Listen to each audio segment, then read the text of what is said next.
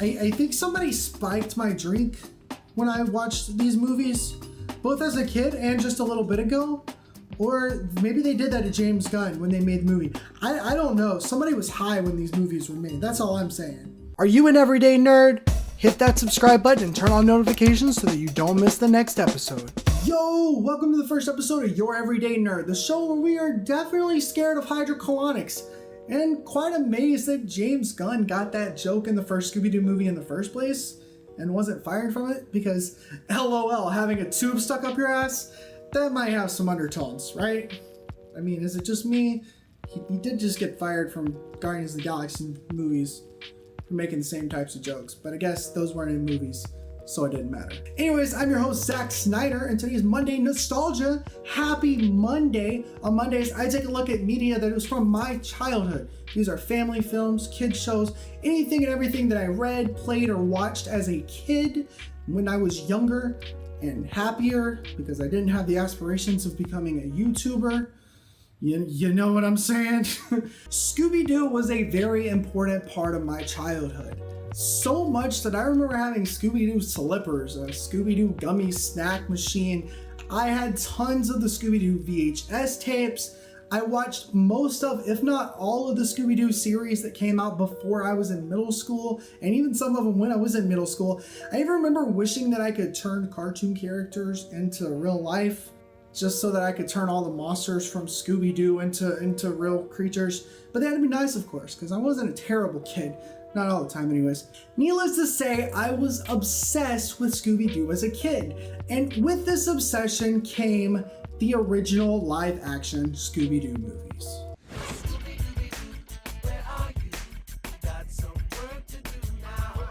Let me set the scene right quick. The year was 2002. Avril Lavigne just exclaimed how complicated life was, Elon Musk just founded SpaceX, and Jacob Sartorius was born in a sweatshirt. But most importantly, because of this video, the one you're watching right now, the live-action Scooby-Doo movie was released in theaters on June 14th, 2002. Directed by Raja Gosnell and written by James Gunn, yes, that James Gunn, the first Scooby-Doo movie will forever hold a special place in my heart. See, I was 6 years old when this movie came out. My grandmother bought me the VHS tape, and I probably watched this movie over 20 times in just that year alone. And remember, this was a VHS tape. That means I had to sit there, wait for it to rewind just so that I could restart it from the beginning again and watch it once more. You kids are lucky these days with your menus and downloadable movies and So this also happens to be my favorite movie of all time. Well, my first favorite movie of all time. There are other movies that I watched before this that I now appreciate much more, like Willy Wonka and the Chocolate Factory and Alice in Wonderland. But because of my childhood obsession with Scooby-Doo, this was my favorite movie. It was everything I had wanted in a Scooby-Doo movie. But I was 6 years old. I was literally a child. For Nostalgia Mondays, it's going to be a little bit tough for me to really find true nostalgia in everything that I watched or played or read as a kid because nostalgia to me is a very rare thing to find. Nostalgia Mondays is more of an excuse for me to just kind of rewatch and reevaluate the things that I enjoyed rather than be really nostalgic for things. Basically, very few things are nostalgic to me, but this movie, Scooby-Doo 2002, this is pure nostalgia in a nutshell. It played that much of a role in my life as a kid. But I do gotta take the nostalgia glasses off, set them down, reevaluate this movie for what it really is. I rewatched this movie last year and it was the first time in a few years and I still kind of enjoyed it, but I'm gonna try to take an even more critical look at Scooby-Doo and Scooby-Doo 2 Monsters Unleashed, which I haven't seen in decades. Hamburgers, where are you? Hamburgers? Oh boy. Scooby-Doo's plot goes as follows. Scooby-Doo and the gang solve the mystery of the Luna Ghost. It's essentially the ending of a classic Scooby-Doo cartoon. Press and fans come in to celebrate their victory. We see that the gang has been solving mysteries for quite some time.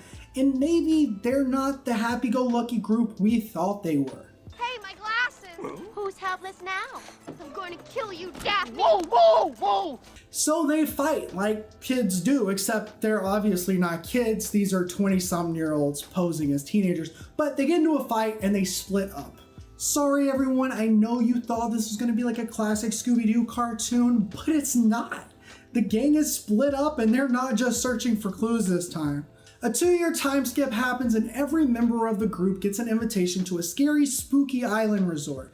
There's a mystery awaiting them. Apparently, teenagers are going in ready to party for spring break, and when they leave, they're ready to clean the dishes and not do marijuana, like every teenager probably should do.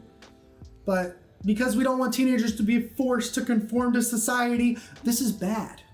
At first, the gang decides to solve mysteries individually because they're hard-headed, but they eventually work together to solve the mystery, and bada bing, bada boom, mystery solved. Mr. Bean was behind it the whole time? Just kidding, it was actually Scrappy-Doo in a robotic outfit of Mr. Bean. This movie gets wild. So the final scene is Scrappy-Doo all juiced up on some cocaine or catnip or Adderall. I'm not exactly sure what he gets. Oh, it's the souls of the teenagers that were coming in on the island. So basically, Scrappy is pissed that he's actually always been mistreated by Scooby and the gang. So he's getting this revenge by using this weird Yu-Gi-Oh looking device called the Daemonitis to uproot a bunch of evil spirits on the island, which invade the bodies of the teenagers a la Body Snatcher style, while Scrappy takes all the teenagers' souls and goes Super Saiyan. It's super weird, but they beat him up anyways, and that's the end of the movie. Happy ending, and Shaggy and Scooby eat a bunch of hot peppers. Beautiful. So 2 years pass and Scooby-Doo 2 Monsters Unleashed releases in 2004.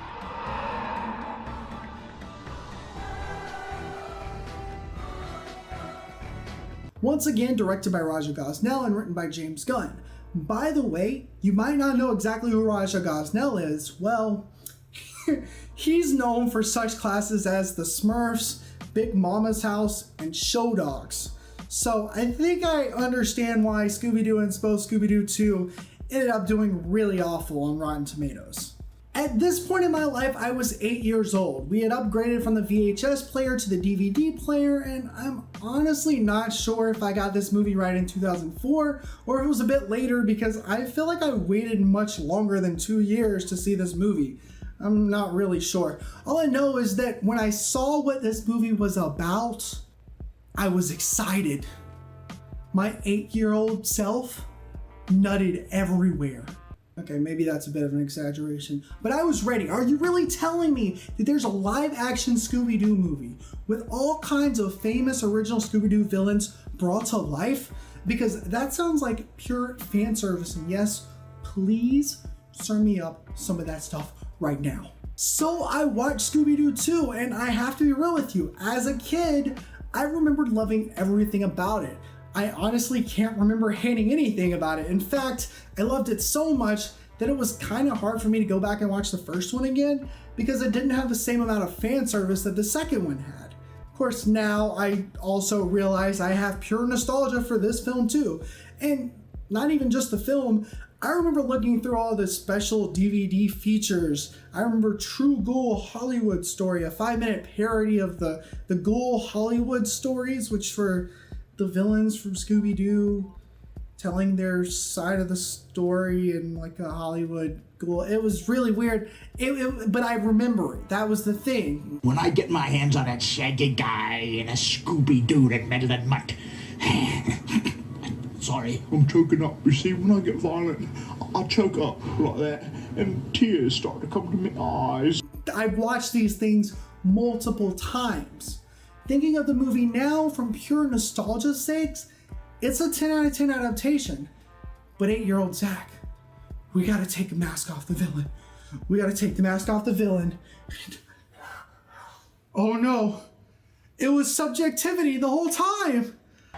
Here we are, folks, on the red carpet at the grand opening of the Custonian's Criminology Museum.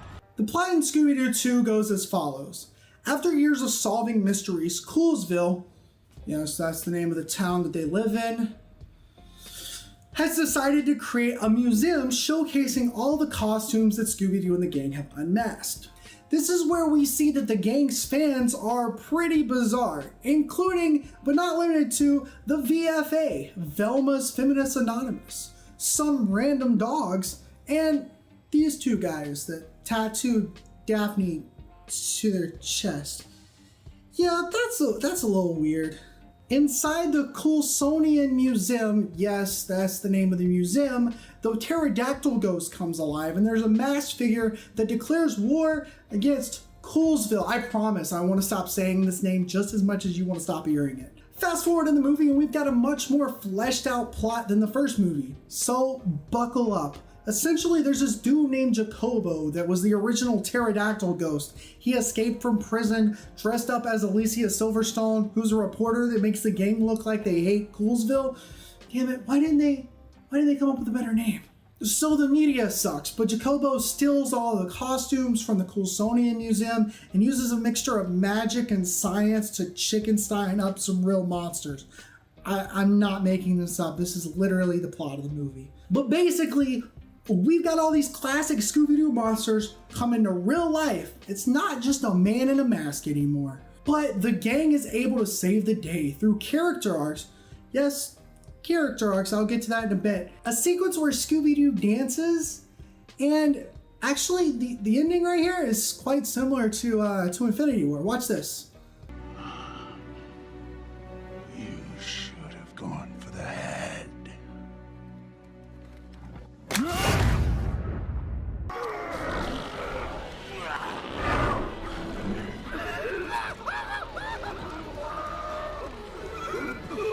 And this is where things get really interesting.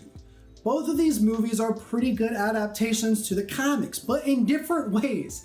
And I like both of them, but I like both of them for different reasons. Scooby-Doo 1 has a lot of different nods to the original cartoon in the way it presents itself, but it also has this element of self-parody. And I think a big reason this is the case is because James Gunn originally wrote the script to have a rated R Scooby-Doo movie for adults, which, while I think about it, that would have been quite interesting.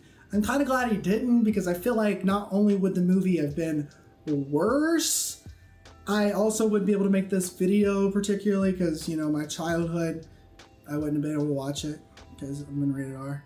I couldn't watch rated R movies when I was 6 years old. Anyways, we have so many of the cut and paste elements of the original cartoon to the movie that it's actually scary accurate. The outfits they wear, they're the same. The voices the characters do are almost identical. There is no other cast that I could see doing a live action Scooby-Doo movie than this cast did.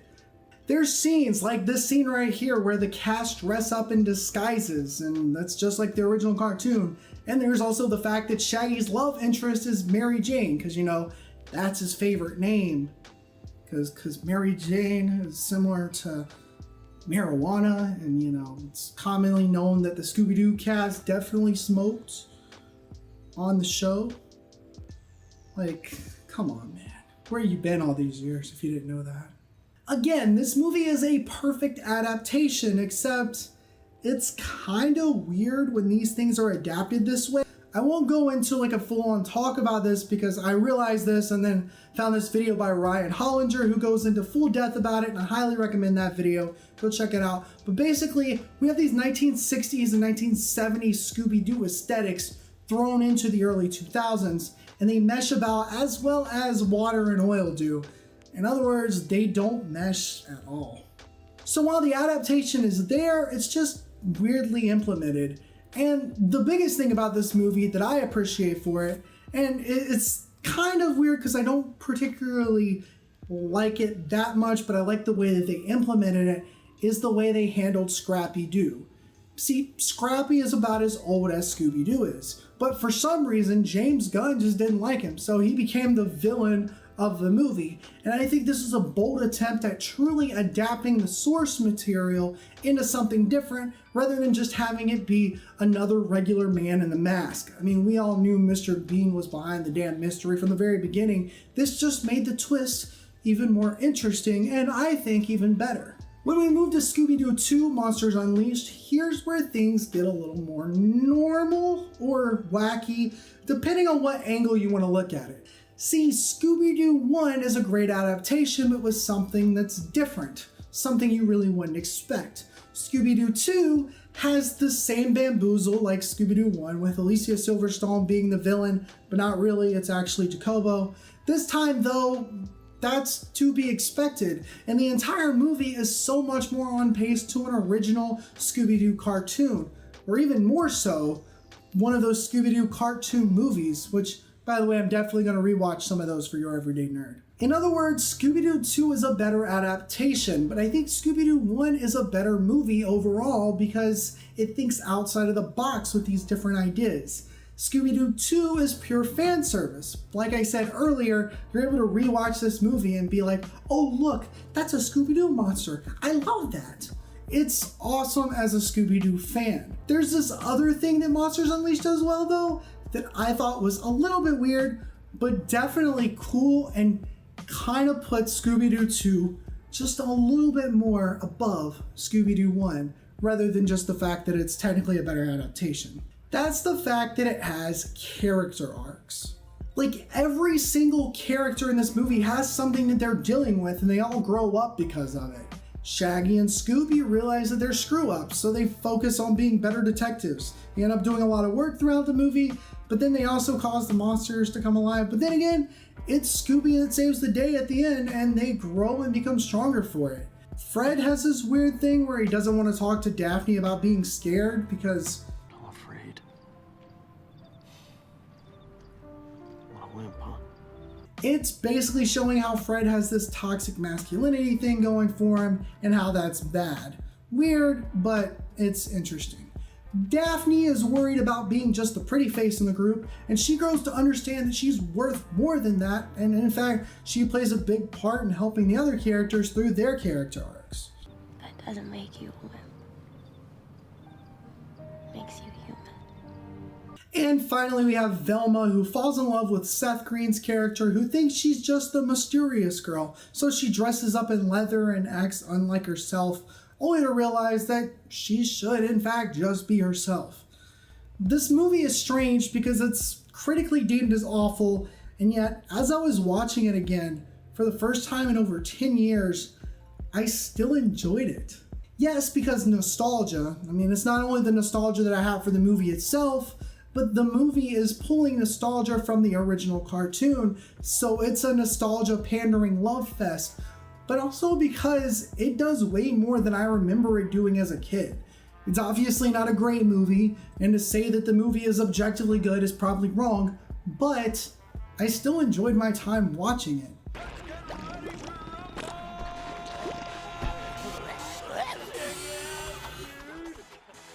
I'm buff. At the end of the day, both of these movies are adaptations of the source material, the original Scooby-Doo cartoon. And when you look at that cartoon and look back at these movies, they're very similar in a lot of different ways. In fact, while we do get certain nuances to make the live action films new and exciting for a new audience, they are almost perfect adaptations to the cartoon. So if these movies are bad, then maybe it's a case where we have to look at the original cartoon and say, maybe Scooby-Doo wasn't the best written cartoon in the first place? And yeah, this hurts to say considering I was a really big Scooby-Doo fanboy as a kid, but you know, the truth hurts sometimes. The Scooby-Doo cartoon really isn't all that great. It's got its cliches and patterns that it falls back onto episode after episode. It's pretty much the exact same thing as is most Hanna-Barbera cartoons, considering the fact that, you know, they were dealing with very low budgets and weekly releases, and they had like 3,000 cartoons, and the movies kind of fall into this same trap as well. Scooby-Doo and Scooby-Doo 2 Monsters Unleashed may not be good movies, but I gotta tell you, I still enjoyed them just as much as I did. Well, maybe not just as much, but I still enjoyed them like I did when I was a kid. Well, I guess I'm a sellout now. Do you like video games? Do you like not paying a lot of money for video games? Because I don't. I don't like paying money for anything. I have to pay money for rent every month. They want that every month. It's ridiculous. But video games, do I have a treat for you? If you're like myself and like building up a Steam library that one day you'll play, but let's be honest, who knows if you'll get around to play every single game you own, then you'll probably enjoy Humble Bundle Monthly. Lots of people know about Humble Bundle and the massive amount of cheaper games that they can get on a regular basis, but Humble Bundle Monthly is even better. For only $12 a month, you can get a list of curated games worth over $100 sent directly to you every single month. If you sign up this week, that's right, this week before October 5th, you'll be able to pick up the October bundle. This means that you automatically get the popular multiplayer game Overwatch, a $40 game for only $12. They also just unlocked Dungeon and Hidden Folks recently, plus you still get even more games sent to you on October 5th once they unlock. Not only that, but you can also get access to the Humble Trove, a catalog of over 60 DRM free games that you can download right now and play, with more to come every single month that you're subscribed. And on top of that, that's right, there's more. You can also get an additional 10% off of any online store purchases you do. 5% of what you spend goes to a charity. You can cancel at any time, and you'll be helping support this channel and keeping me off the streets. What's better than that? That's all we have time for today. If you liked this video, go ahead and hit that like button. If you disliked it, then stop being a party pooper. Go ahead and subscribe, because we're doing this show 6 days a week. That's right, I'm crazy. And come back here tomorrow, because we got a new episode. Goodbye.